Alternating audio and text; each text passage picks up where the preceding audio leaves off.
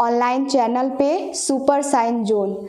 जैसा कि हमने अब आपका बोर्ड एग्ज़ाम 2 या 3 महीने पास है और हमने हिस्ट्री कवर कर लिया है 2-3 चैप्टर, और हमने जियोग्राफी बहुत सारे चैप्टर्स को देख लिया है। और तो आज हम लोग सिविक्स का, नागरिक शास्त्र का आपका चैप्टर लेके आए हैं, पहला और दूसरा। तो आइए शुरू करते हैं अपना चैप्टर। तो सबसे पहले क्या है, बेल्जियम और श्रीलंका। देखिए, जो बेल्जियम और श्रीलंका है उसको एक संघवाद, जैसे पहले चैप्टर में आपका क्या है, विश्व का संघवाद, दूसरे चैप्टर में क्या है, भारत का संघवाद। तो संघवाद पहले समझिए होता क्या है। संघवाद यानी कई संघों को मिला के जो राज्य बनते हैं उसको क्या कहते हैं, संघवाद। संघवाद क्या होता है, अब जैसे एक देश में बहुत ज़्यादा लैंग्वेज बोली जाती हैं, बहुत प्रकार के जनजाति रहते हैं, बहुत प्रकार के रिलीजन कास्ट रहते हैं, तो जो सबको मिला के बनता है उसको क्या कहते हैं, संघवाद।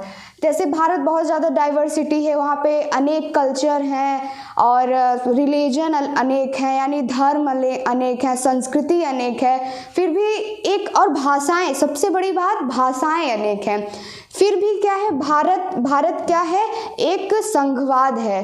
तो अब देखिए सब कुछ अलग अलग है, लेकिन सब जगह ऐसे मैनेज नहीं हो पाया। जैसे हमारा बेल्जियम और श्रीलंका यहाँ नहीं मैनेज हो पाया। हमारे यहाँ 22 भाषाएं हैं, फिर भी एक अच्छा डेमोक्रेटिक कंट्री है, लेकिन बेल्जियम और श्रीलंका पे किस पे मतभेद हुआ था, जाति के और बोली यानी लैंग्वेज के आधार पे और जाति के आधार पे बहुत ज़्यादा मतभेद हुआ।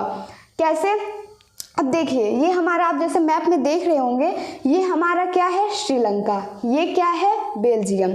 श्रीलंका में क्या हुआ था कि यहाँ पे हमारी 2 जाति रहती थी, एक सिंहली रहती थी और एक तमिल रहती थी। तमिल को समझ में आ रहा होगा कि तमिलनाडु से कुछ आप लोग अनुमान लगाए होंगे कि तमिल यहाँ रहते थे। हाँ, सही लगाए हैं। तमिल में क्या थे, कुछ भारतीय तमिल थे और कुछ श्रीलंकाई तमिल थे। अब देखिए, अब दो जाति के लोग रहते थे। जैसे अब हमारे यहाँ तो बहुत ज़्यादा क्या कहते हैं, डाइवर्सिटी है रिलीजन कास्ट को लेके, लेकिन फिर भी यहाँ पे हिंदुओं की जनसंख्या ज़्यादा है मुस्लिमों से। उसी प्रकार जो श्रीलंका में थे वो सिंहलियों की संख्या जो थी बहुत ज़्यादा थी। कितनी थी, सिंहली की संख्या जो थी वो 75% थी और तमिल की जो थी वो कितनी थी, 25% थी। तो कौन ज़्यादा हुआ, सिंहली।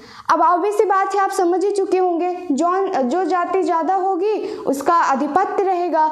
तो वहाँ पे हर चीज़ में जो सिंहली हैं वो अधिकार अपना जमाने लगे, चाहे वो पॉलिटिकल हो, चाहे वो चाहे एजुकेशनल हो। वहाँ पे ये आ गया, एक रूल बना था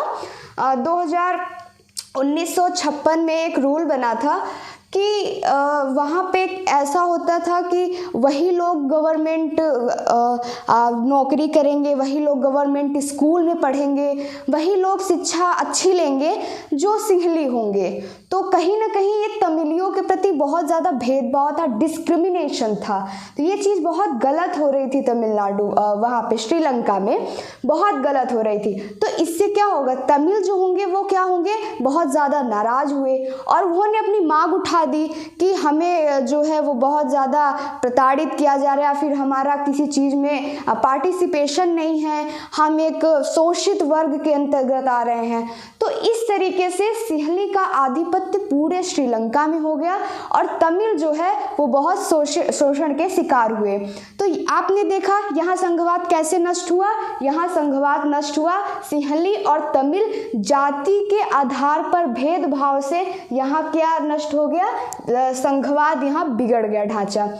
अब आपको एग्जाम में क्या आएगा, एग्जाम में ये आएगा कि बेल्जियम और श्रीलंका के विवाद के बीच डिफरेंस बताइए, अंतर बताइए कि बेल्जियम में क्या विवाद था, भेदभाव था और श्रीलंका में क्या था। कैसे लिखेंगे आप, सबसे पहले लिखेंगे बेल्जियम, उसका मैप, फिर आप क्या करेंगे, यहाँ 75% क्या करेंगे आप सॉरी ये श्रीलंका का है, इसको पहले समझते हैं, फिर हम चलेंगे बेल्जियम पे। तो श्रीलंका का 75% आप क्या करेंगे, आप लिख देंगे सिंहली, और 25% क्या लिख देंगे, तमिल। या फिर आप इसको 2% आप इसको लिख दीजिए भारतीय तमिल, और यहाँ पे 22% कर दीजिए आप तमिल। तो इस तरीके से आप पहले लिखेंगे श्रीलंका, फिर आप बनाएंगे श्रीलंका का मैप, फिर आप दिखाएंगे इनकी किस आधार पे भेदभाव हुआ। ये आपने बना लिया। अब आपको फ्लो चार्ट बनाना है। फ्लो चार्ट कैसे बनाएंगे, आप लिखे श्रीलंका, ठीक, श्रीलंका को अब मैंने बताया कि दो जाति थी, आपने कोष्टक में बंद किया, इसको कहते हैं फ्लो चार्ट। इसको आपने एरोन किया और एक लिख दिया सिंहली और एक लिख दिया तमिल, एक लिख दिया तमिल। अब देखिए तमिल लिख दिया, सिंहली में कितने परसेंट थे, 75%, तमिल में कितने थे, 25%, ऐसे लिख दिया। अब आपको जो कंटेंट है इसके नीचे लिख दे दिए ऐसे ऐसे करके, इसको भी कोष्टक में कर सकते हैं। अब उसके बाद आप लिखना चालू करिए, पॉइंट में लिखिए कि ऐसे ऐसे आप लोग पॉइंट में पूरी स्टोरी को समझा दीजिए। तो पहले क्या करना है, श्रीलंका का मैप बनाना है, फिर फ्लो चार्ट बनाना है, उसके बाद आपको पॉइंट में अपने आंसर लिखने हैं। तो आई होप आपको श्रीलंका वाला टॉपिक समझ में आ गया होगा। क्या था कि वहाँ पे जाति के आधार पर भेदभाव हुआ, एक सिंहली था एक तमिल था। सिंहली बहुत ज़्यादा थे 75%, तो उन लोग के बीच में भेदभाव हो रहा था। अब जो ज़्यादा है तो उसका आधिपत्य हर जगह हो गया था, एजुकेशन पे, पॉलिटिकल पे, वहीं का राष्ट्रपति, वहीं का प्रधानमंत्री उसी जाति का, तो ये हो गया था। अब अंतर बताने के लिए आएगा, तो अब हम चलते हैं बेल्जियम का। बेल्जियम एक यूरोप की कंट्री है। जब आप हिस्ट्री में फर्स्ट चैप्टर पढ़ेंगे तो आपको पूरे यूरोप का मैप याद करना है। तो उसमें अब क्वेश्चन में कभी कभी बोर्ड एग्जाम में पूछा जाता है कि बेल्जियम के आस पड़ोस की कंट्री को बताइए। तो आप मैप देखिएगा, उसमें आप याद करिएगा, फिर आप उसको अच्छे से फिल कर पाएंगे। बेल्जियम हमारे हरियाणा का उतना बड़ा है, इसकी जनसंख्या भी ज़्यादा नहीं है। अब बताइए हमारे हरियाणा कितना बड़ा है, लेकिन यहाँ पे इससे 2 कास्ट नहीं संभाले गए। क्यों? क्योंकि यहाँ पे एक व्यवस्थित पॉलिटिशियन नहीं होंगे या फिर व्यवस्थित चीज़ें नहीं थी। हमारे भारत में कितनी भाषाएं हैं, कितनी जातियाँ हैं, मुस्लिम हैं, हिंदू हैं, बहुत सारे सिख हैं, ईसाई हैं, फिर भी सब लोग एक अच्छे से रह रहे हैं। लेकिन वहाँ पे सिर्फ 2 ही भाषाएं। अब जैसे देखिए, सबसे बड़ा अंतर आपको ये ध्यान रखना है कि यहाँ जाति के हिसाब से श्रीलंका में भेदभाव हुआ और वहाँ भाषा के अनुसार। सबसे बड़ा अंतर आपको ध्यान में यही रखना है कि यहाँ भाषा के हिसाब से अंतर हुआ और यहाँ पे किस हिसाब से अंतर हुआ, बोली के जाति के हिसाब से। क्यों? जाति में सिंहली तमिल और भाषा में फ्रेंच और डच। तो अब देखिए बेल्जियम में एक जो सबसे ज़्यादा बोला जाने वाली जो भाषा थी वो कौन सी थी, फ्रेंच थी। कितने लोग बोलते थे, 80% लोग बोलते थे। तो आप यहाँ पे 80 लिख दीजिए। और कितने परसेंट लोग डच बोलते थे, तो 20% लोग बोलते थे। 80% लोग फ्रेंच बोलते थे, 20% लोग डच। तो जैसा कि मैंने बताया कि श्रीलंका में जो ज़्यादा किसकी थी पॉपुलैरिटी, तो सिंहली की थी। तो ऑब्वियस सी बात है हर जगह कहाँ आधिपत्य किसका होगा, सिंहली की होगा।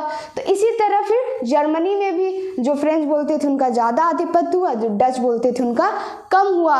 तो सबसे अच्छा आपको क्या समझ में आया, इतना आप पढ़ लिए तो समझ में ये आया होगा कि यहाँ जाति के हिसाब से भेदभाव, डिस्क्रिमिनेशन हुआ, यहाँ भाषा के अनुसार हुआ। तो किसी भी कंट्री में संघवाद जो है, जाति भाषा सबको मिला के एक संघ बनता है। जैसा आगे आप चैप्टर में आपको पढ़ाएंगे संघवाद क्या होता है। तो अब आपको समझ, यहाँ से सिर्फ एक ही क्वेश्चन आता है, बेल्जियम और श्रीलंका के बीच मतलब अंतर बताइए, क्या अंतर था उनमें, भेदभाव के क्या अंतर थे। तो आपको यही बताना है कि बेल्जियम जो है वो भाषा के आधार पे वो वहाँ पे चीज़ें बहुत गलत हुई और यहाँ पे किसके हिसाब से, जाति के हिसाब से। तो ये हमारा पहला चैप्टर था। क्या, कौन सा चैप्टर था, यूरोप का संघवाद, यूरोप का संघवाद या फिर बेल्जियम और उसका संघवाद। तो आई होप आपको समझ में आएगा। अब हम दूसरा चैप्टर शुरू कर,